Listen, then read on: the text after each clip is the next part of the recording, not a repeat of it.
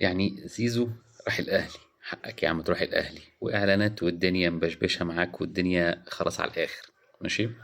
وخدت عربيه من الاهلي. ماشي. وصيانة العربية على حساب الأهلي. ماشي. وعايز يرجع يتدرب في الزمالك عشان ما تخصمش منه فلوس. وده إيه البجاحة دي؟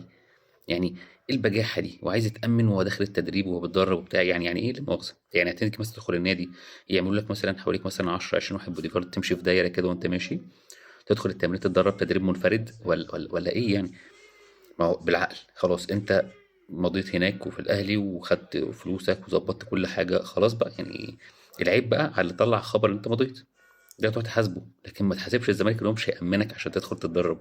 يعني يعني دي حاجه ودي حاجه، خلاص انت ترضيت، خدت حاجتك خلاص، مش عايز كل حاجه. ده عايز كل حاجه، ده عايز يمضي في الاهلي ويتدرب في الزمالك وياخد فلوس من الزمالك وياخد فلوس من الاهلي وياخد اعلانات وياخد عربيه وياخد صيانه وعايز كل حاجه. انا ما شفتش حد الصراحه بالاسلوب ده، ما شفتش شخصيه زي كده قبل كده خالص الصراحه.